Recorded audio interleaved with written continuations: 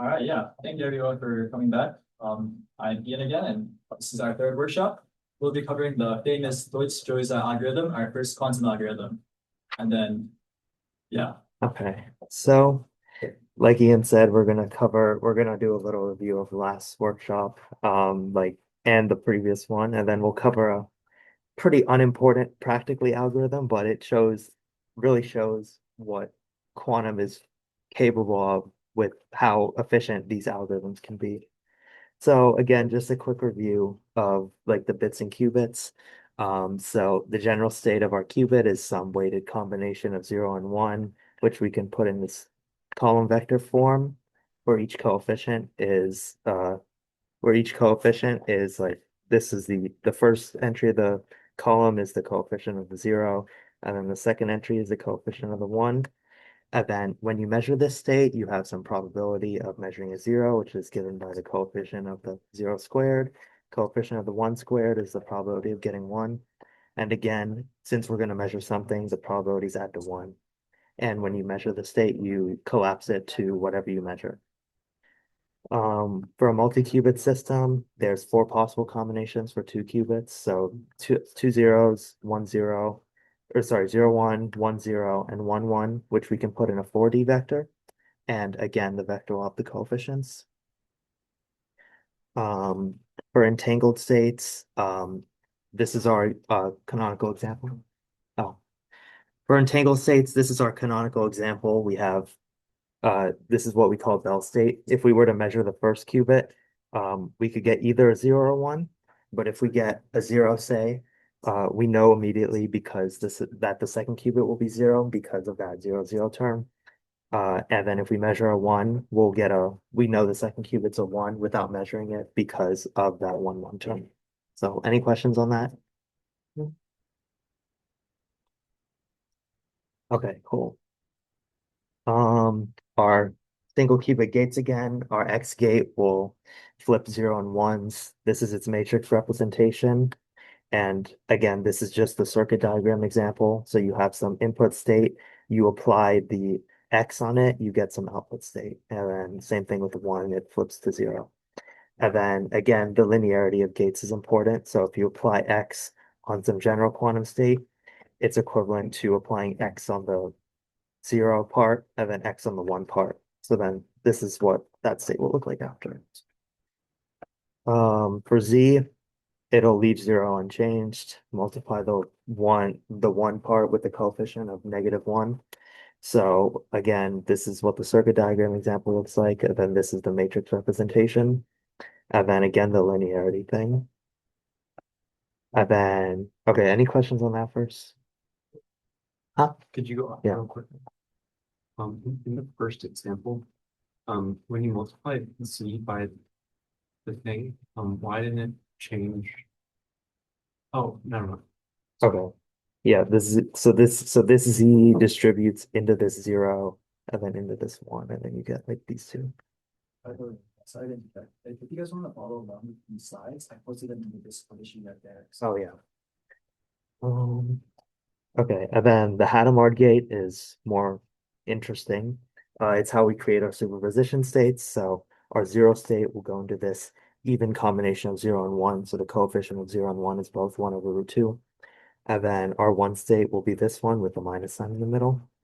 Again, it's matrix representation, and then the circuit diagram, and how the matrix multiplies with the vector to get the final state. Uh, okay. For the multi-qubit gates, we covered controlled gates. So the basis of a controlled gate is you have some target qubit, which is that dot, and then you have sorry, that was a control qubit, and then you have some target qubit, which is the one where this operation is. And what it does is if the control qubit, which is X, is a 1, it'll apply U to this Y state, otherwise it'll do nothing. Oh. Questions on that? That was the review part. Okay. All right. So now we're gonna cover the Deutsch-Jones algorithm, which is one of the simple algorithms, like one of the first algorithms you're introduced to.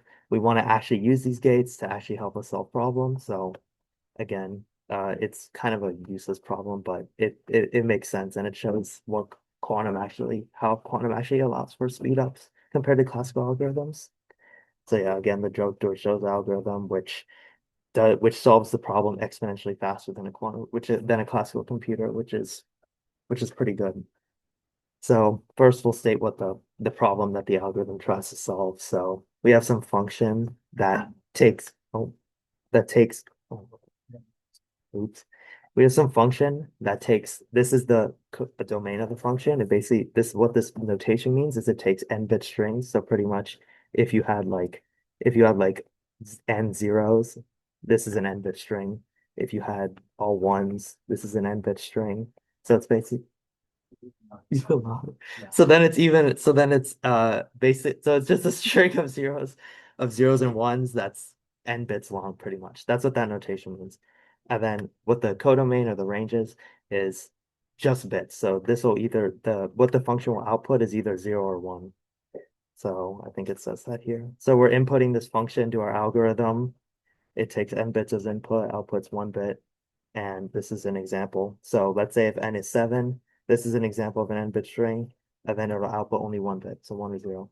Yeah, Is the number at each position like arbitrary? of like the input. Yeah.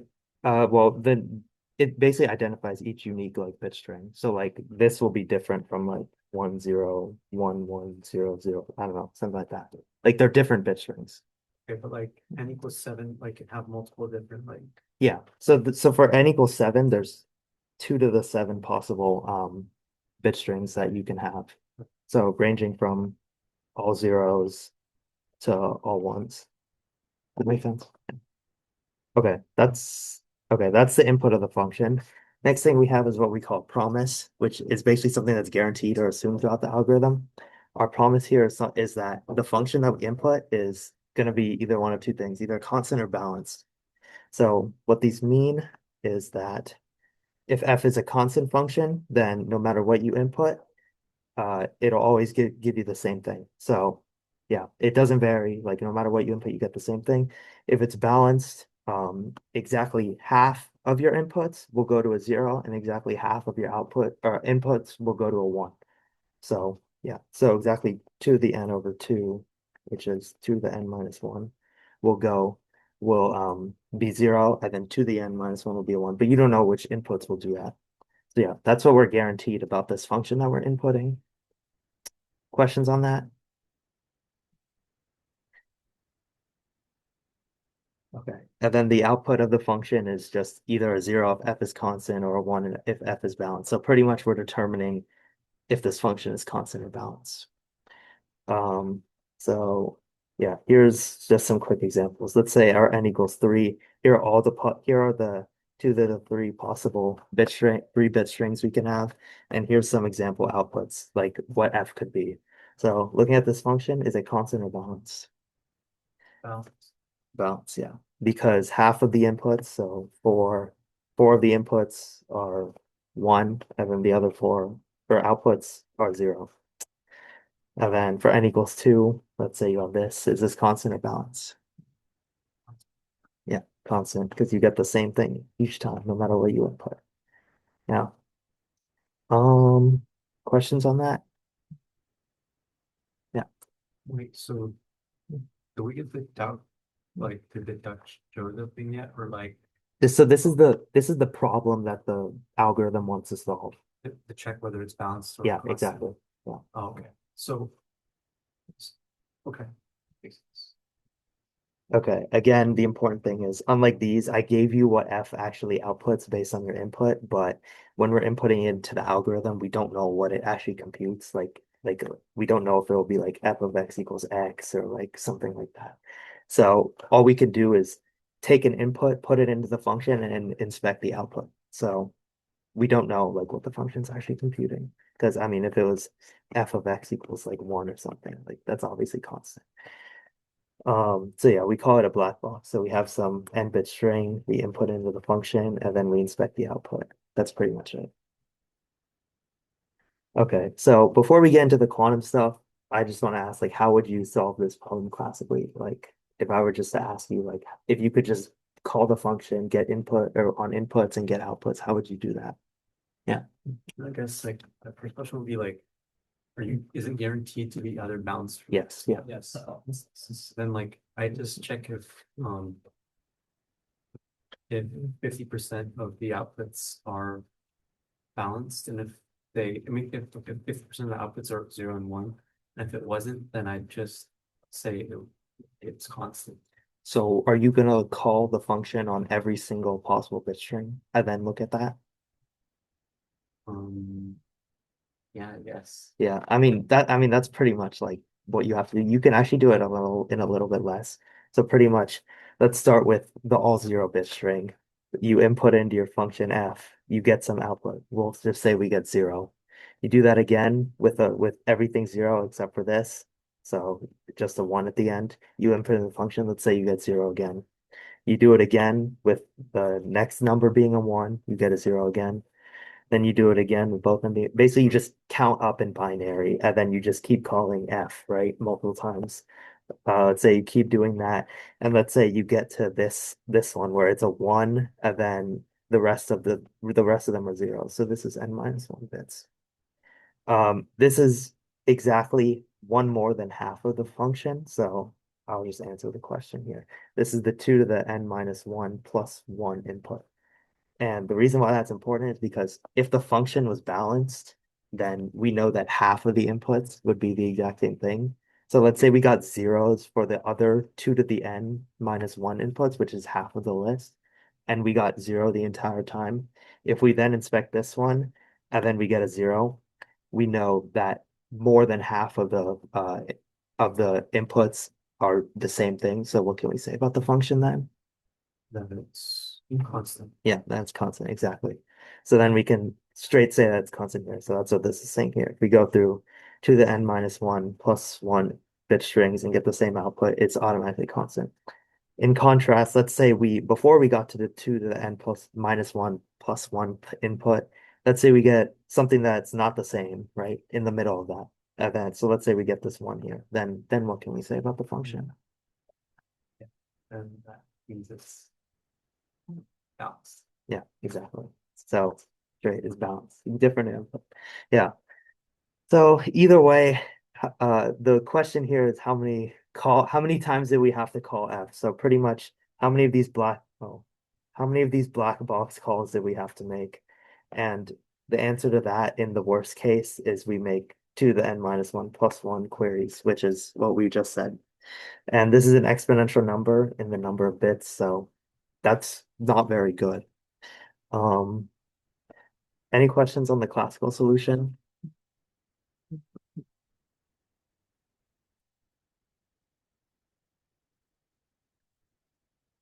Okay. So now we go to how we solve this with the quantum algorithm. And it turns out in the quantum algorithm, we're actually only going to call f one time rather than exponentially many times. So we'll go through how we do this and it'll make sense. Um, there's one thing, instead of calling f directly like we did with the classical one, like and examining the output, we have to encode f into what we call an oracle. So basically just making a quantum gate out of like the what f does. So I'll show how, so this is pretty much how we do it. So this oracle will have two inputs, 2 qubits as an input, and the reason for that is because it needs to be reversible, but that's not very important. And then its output will be something related to F. So here's the circuit diagram example. You have some X and some B that you input, and then the oracle will keep the first X the same, but then the second one it'll change it to B, and then it'll do what this is for, and basically the plus sign with like the circle around it is doing modulus 2 arithmetic. So pretty much 0 plus 0. So like it's also a bitwise or Yeah, you can also think of it like an exclusive OR, if you know what that is. So pretty much if you look down here, if you do 0 XOR 0, you basically just add it and then you do mod 2. So is a 0, this is a 1, 1 plus 0 is a 1, but then this one here, this 1 plus 1 is a 2, but then if you mod 2 it, you get a 0. Yeah. so is that XOR or Yeah, it is. It does the same thing as an XOR. It's so that's so Is the X circle an X? Is that a zone? Yeah. Oh, this with a plus in the middle. And that's not to be confused with the tensor product symbol that we do. Oh, okay, so Yeah, that's so the same. this one, and this one are completely different. Yeah, An XOR is just an OR, but they can't both be true. yeah, XOR means that what that it'll be one if at least if one of the inputs is true, but not both. So They're pretty mutually so in this exclusive. case, yeah, exactly. So in this case, since both of them are a one, it's a zero. But then in these two cases, since only exactly one of them is a one, then it's a one. Yeah. Questions on that? On the Oracle? But yeah, pretty much this is how we encode our function f in the quantum sense. And because we need our quantum gates to be reversible, pretty much if you apply this or Oracle twice, it'll undo what it originally did. So we'll go through an example on how to encode the Oracle just so it makes more sense. So let's say n equals one, so our function just goes from bits to bits, um, which is pretty easy. So let's say our function has the following truth table. It just takes the input and spits it out as output. So if you input a zero, you get a zero. If you input a one, you get a one. So let's check how our only possible inputs can be transformed. So our oracle takes in 2 qubits. So if we have the 0, 0 state, and then we apply the oracle on it, we'll get zero, and then on the first qubit, and then the second one, we'll do the second one, and then do the exclusive OR plus F applied on what this value was, the first one. F of zero is zero because of that. So then you just get 0, 0 again. For 0, 1, same deal. The first qubit stays the same, and then the second one is the second qubit, and then plus F applied on the first qubit. F of zero is zero, so then you get one mod one and then XOR zero, which is 0, 1. So again, it's the same thing.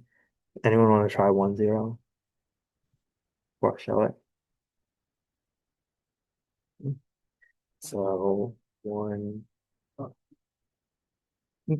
yeah, So 1, 0 would just be one, and then one, 0, XOR zero. Yeah. 0, which would be 0. So 1, 0. No, you're close. You gotta, it's correct up to this part, the input of F. Oh, the input of that. Yeah. So what was the, I don't want to Oh, scroll. is the input the first one? Yeah, the Okay, input, so exactly. F The input's the of 1. first one. That's So F of then one. it'd be 1, 1. Yes. One, because F of one is one. Yeah, makes sense. So this did something. It went from 1, 0 to 1, 1. And then I'll just, for the sake of time, I'll just say that the last one, 1, 1 goes to 1, 0. Now, there's something, yeah, so you have these inputs and you have these outputs. Does that like ring a bell with any 2 qubit gate that we've learned so far?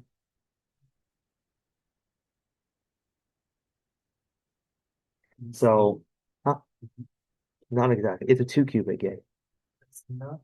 Yeah, it's a CMOS because if you look here, let's look at this 1, 0, for example. The first qubit is a one, and then suddenly the second qubit switched. And for this input, the first qubit's a one, and suddenly the second qubit switched.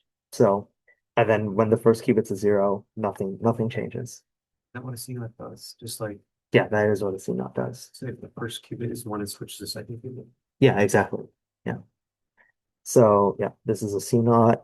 So pretty much what that means is that the encoding of this oracle for n equals one and the function f of x equals x is just a C naught gate. So it's like you're encoding the function into some quantum circuit. Does that make sense? Questions on that? How did you get that formula again?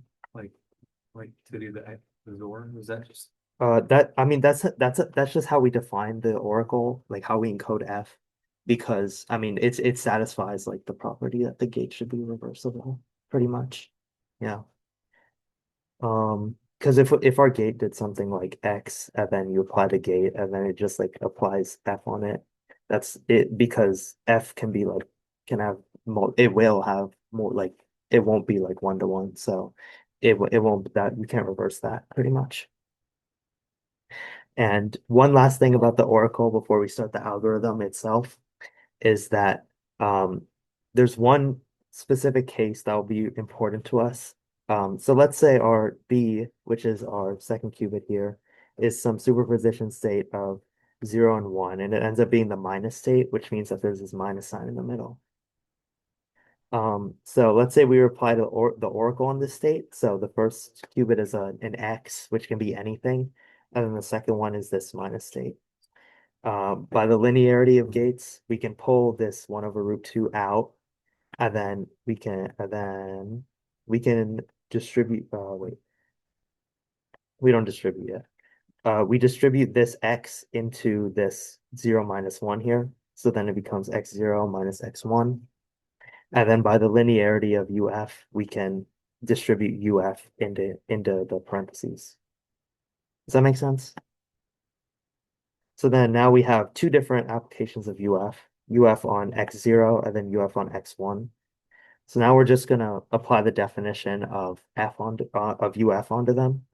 So for the first one, it'll keep the second one the same, and then it'll apply F on whatever this is. We don't know what it is, so we can't simplify it beyond that. And then this one, it'll keep the one, and then add XOR it with the F of X again.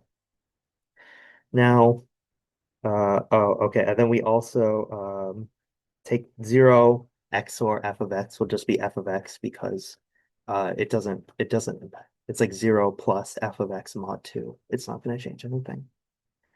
So now we have this is what our state is if we act UF on the minus state. It seems kind of random, but it will turn out to be useful. So let's go through the two possible cases because remember F of X will either be 0 or 1, nothing else. So let's just go through those two cases real quick. So if F of X equals 0, then this F of X will become a 0, and then this will become a 0. So then you get 1 XOR 0, which will be a 1. So then you end up getting, yeah, so then you end up getting this state, this will be a 1. And then X is common to both of these, so we can just factor it out and then just put the tensor product explicitly. And then this ends up being the minus state again. This one right here, we end up getting the minus state again.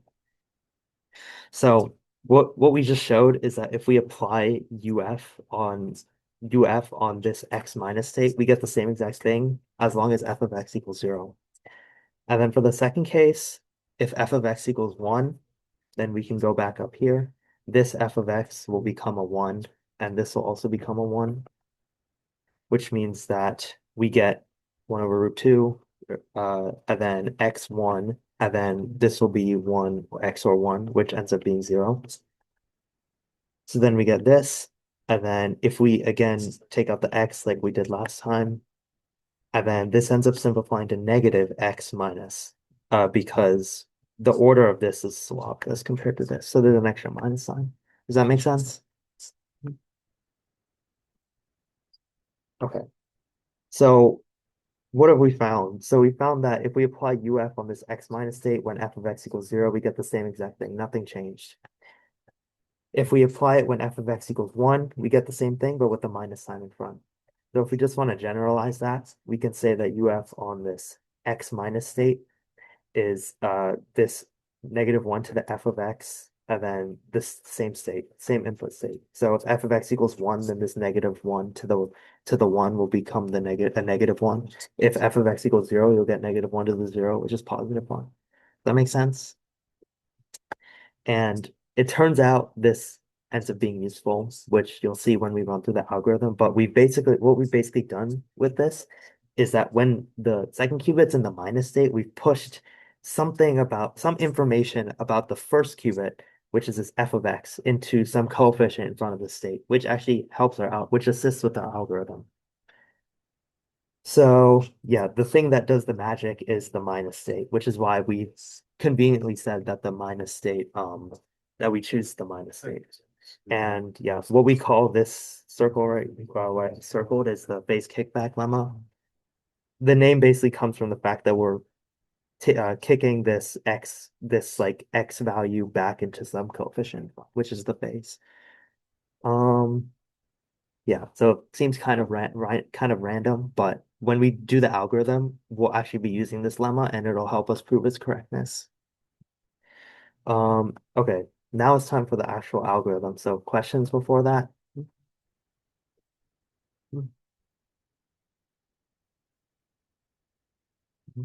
Okay.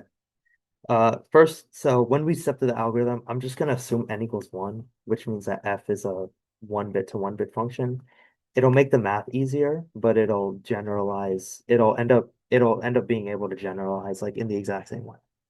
Yeah. So f is some bit function that takes in bits and outputs bits.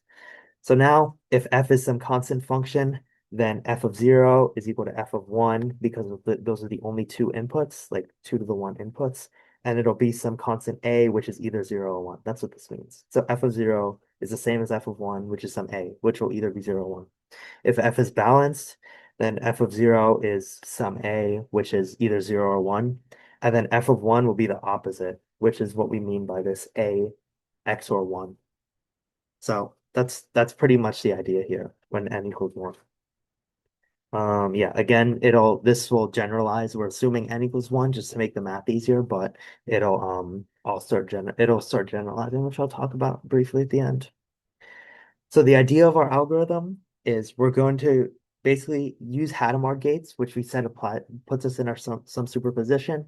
When we're in that superposition, we're going to apply the oracle in superposition, which will allow us to like do multiple applications. And then afterwards, we will first by linearity, when we apply the oracle on some superposition, we can distribute it in, and then it'll apply like the oracle on like the individual elements. And it's like we're doing it, like it's like we're applying the oracle in superposition. And then at the end, we'll reverse the superposition with another Hadamard gate. And then our answer will be quote unquote encoded somewhere. And then we'll be able to extract our answer.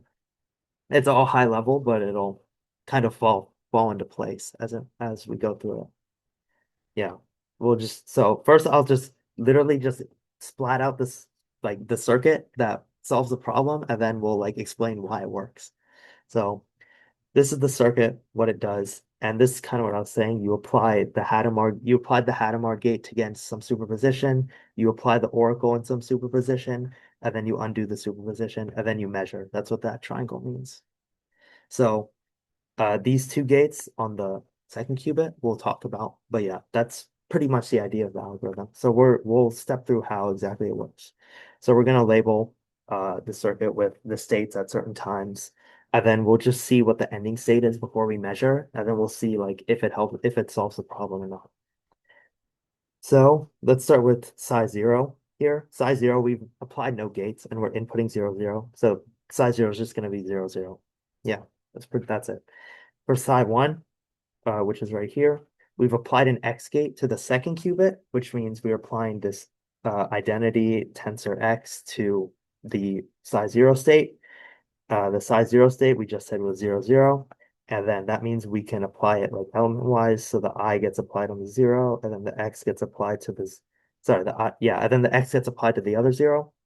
Yeah, so that's this right here. The identity acting on 0 is a 0, and the X acting on the 0 flips it to a 1. Does that make sense? Okay. For psi 2 here, we take our psi 1 state, which is right here, and we apply two Hadamard gates on both qubits. So if we sub in what we just said psi 1 was, which is 0, 1, then we again apply the H's like element wise. H on 0, H on 1. We end up getting this is what we call the plus state, and then this is the minus state because we're applying H on 1, H on 0. And then yeah, I kept this expanded and then I collapsed this to the minus state. Doesn't matter. It's what we just label it as. And the reason why I collapsed it as a minus state, if you remember when we did our phase kickback, we had a minus state as our second qubit, and that's what did like our magical like phase kickback. So yeah, I even rewrote it because it's so important. But after we have this psi 2, we're applying this state into our oracle. And then, yeah, again, this minus state will allow us to do our phase kickback. So psi 3, is the oracle applied on side two. We sub in what we just said side two was. We take this minus state, we can just distribute it into the parentheses here. So we get 0 minus plus 1 minus in there. And then we can take out the coefficient, just take it out there. And then because the gate is linear, we can distribute it into our superposition. This is kind of what I meant by when we apply the gate, when we're in some superposition from the Hadamard gates, we can end up distributing like the oracle inside there. So then we have two applications of U inside of here, one on 0 minus, one on 1 minus. And then if we look at all our big stars, this should look very similar to these two right here, where we have UF applied on some state with a minus. And so that's what we want to use here. So we're using our phase kickback to say that when we apply UF on this 0 minus, for example, we're going to get the same exact thing, but with this minus 1 to the f of 0 in front, because it's this first number that's the input to the function. And then same thing for the 1, we get this minus 1 to the f of 1. Does that make sense? Questions on that? Phase kickback stuff? Okay. And then, yeah, okay. And then we're going to take out the minus again. So these two minuses, we can just take it out. And then I'll put the tensor product again to make it more explicit. So questions on that oracle stuff. So now we've applied the oracle and we have some encode, like you can see now we have some encoding of f of 0 and f of 1. It's in the state somewhere. So we need to kind of like find a way to like extract it and figure and solve the problem. Does that make sense? Okay. Everybody like getting the way I said this, or are we going a bit too fast? We wish I had Yeah, sorry. lost, otherwise, that's good. I mean, yeah, sorry. Sorry if it's going too fast. Like get to the notebook I as well. just missed like the second lecture, so I kind of know the basics. When I put any questions, just Yeah, put it out ask there. your questions. Yeah, happy to answer. Okay. All right. Oh, we'll continue now. So psi 3, which is after we apply our oracle, is this messy state that we just determined up here. All that's left is that we apply a Hadamard gate on the first qubit now. So now we're going to do that. Oh, actually, no, we're not. So there's two. So we have an f of 0 and an f of 1 here. What we know about f is that either it's constant or balanced. That's our assumption of the problem. Again, if it's constant, we said that f of 0 equals f of 1, which is some constant a, and then that a is either a 0 or a 1. That's for constant. If we said if f is balanced, actually we'll just stick to the constant case then. But yeah, if f is constant, this is what I just wrote, then f of 0 is the same as f of 1, which is some constant 0, 1. So we'll just sub that a in for these f of 0 and f of 1s because we're just considering that case that it's constant. So then both the f -1 to the f of 0, -1 to the f of 1 both become -1 to the a. And then we can take out that -1 to the a because it's common inside the parentheses, whatever. Then this state right here is our plus state. Again, the minus state stays the same. And then we have this -1 to the a in front. So now this is what our psi 4 would be if this is supposed to say psi 4. This is what, oh, sorry, no, that's not 3.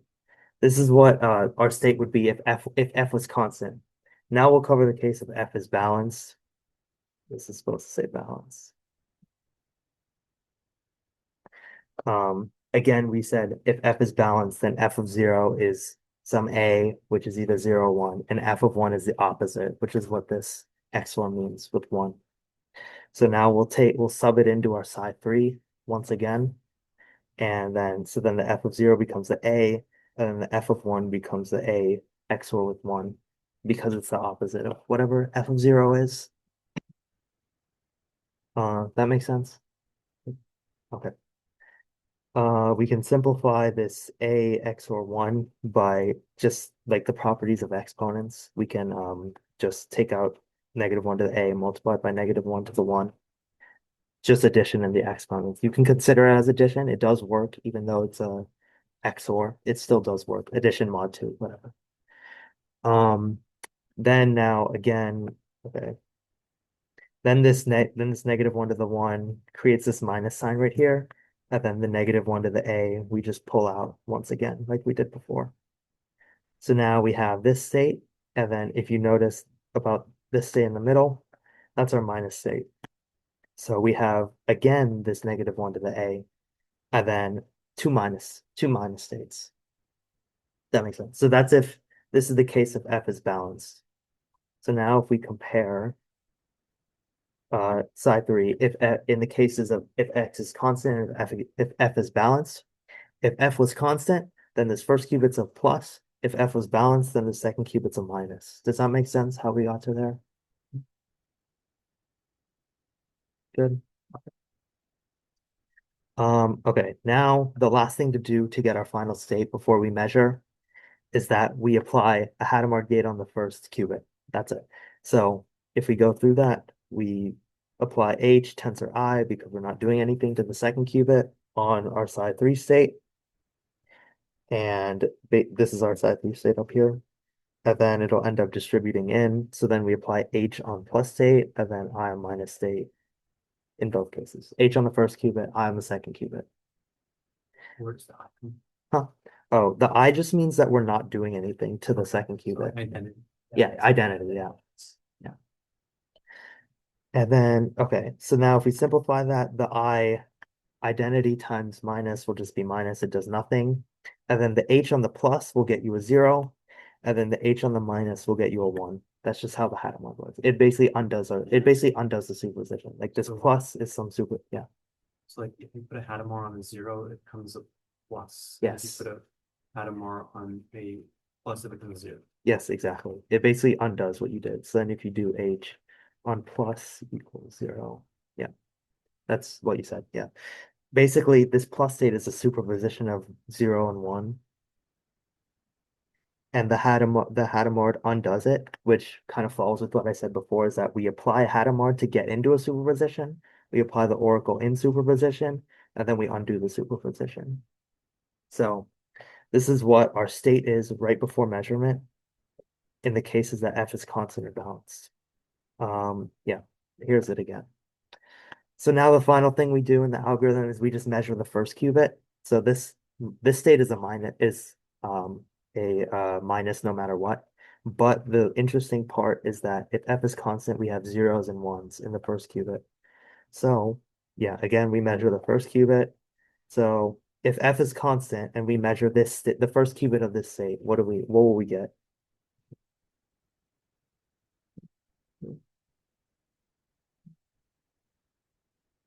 Huh? I did it. Oh, sorry. So this is our final state for the algorithm. If we measure the first qubit, what will we get? Yeah, if f was constant. So if f was constant, this is what your final state is. If you measure the first qubit of that state, what would you get? It'd be like 1/2 times x or 0 plus 1. So remember, if you perform a measurement, you're going to get like one outcome, or like you're gonna have a probability to get outcomes, but you're gonna only get one outcome. So like there may be some probabilities to get outcomes or So whatever. you should get 0. Yeah, you will get 0 actually. Yeah, you will get 0, and then what's the probability of getting 0?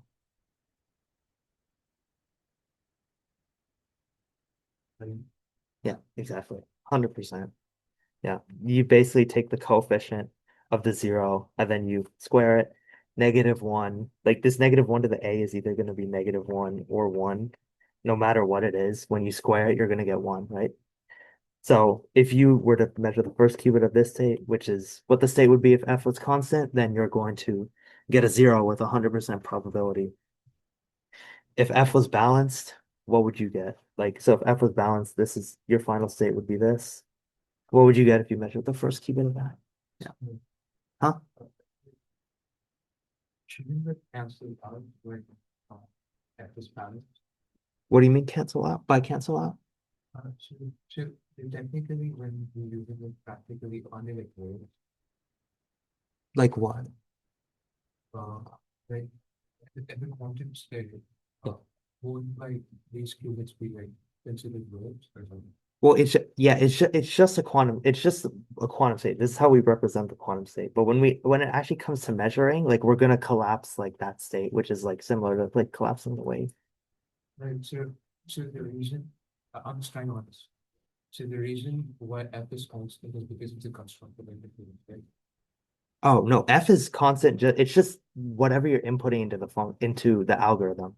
So F isn't gonna like F isn't gonna like F is just like either constant or balanced. Like you're just inputting it into the function, and we showed what that meant. Like it's not gonna like we covered the two cases when F is constant or balanced. It doesn't like impact the state like that. Like, he probably has a better answer for me, but There's even if you want, right? in the if F is balanced, Yeah. yeah, exactly. Basically, if F is balanced and you measure this, the first qubit, you're gonna get one with 100% probability. Basically, this is the first qubit, and then this is the second qubit. That's probably what I should have said originally, but I hope like the tensor product basically separates like the first and second qubit. So if we measure the first qubit, it's just a one, like it's not some superposition or anything. So we're gonna get a one with 100% probability again. Yeah.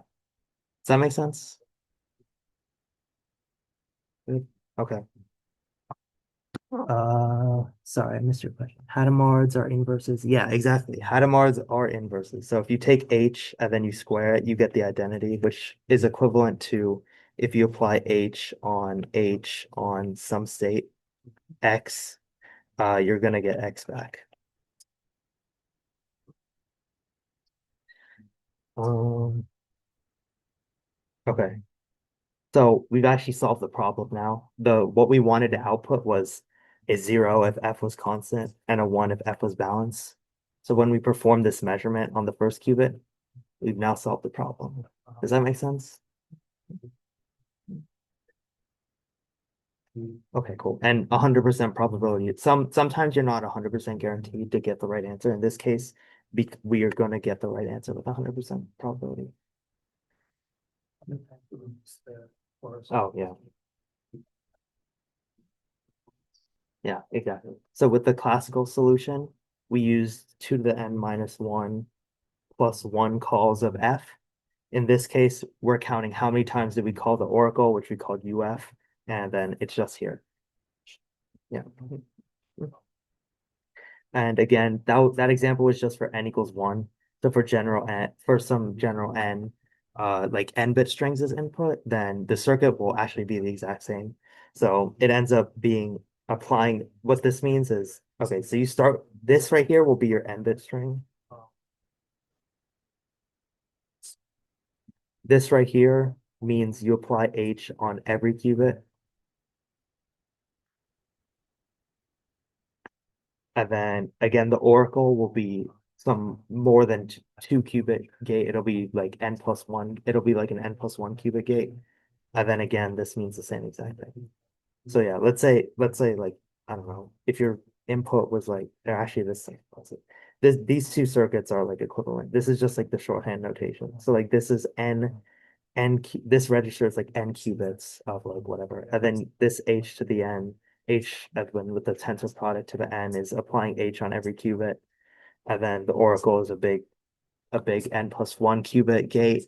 And then again, this is applying H n times. Does that make sense? Oh, and then at the end you measure every qubit. Does that make sense? Questions on that?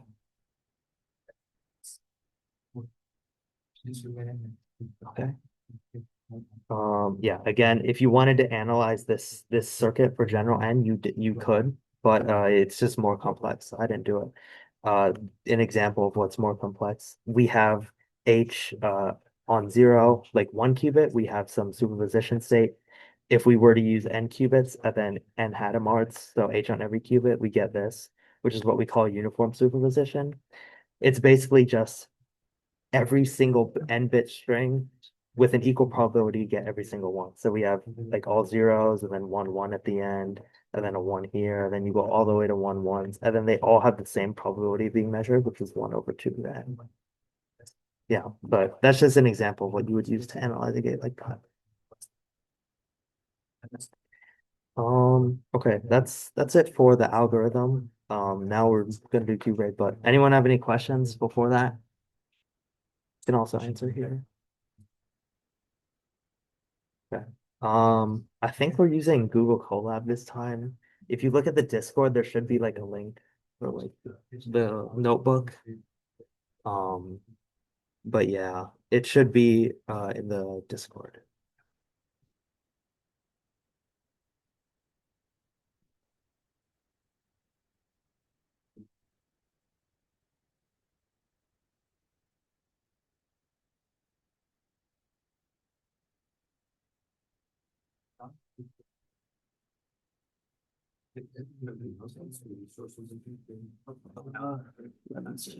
It's in announcements? Yeah. Yeah. Yeah, it's in announcements.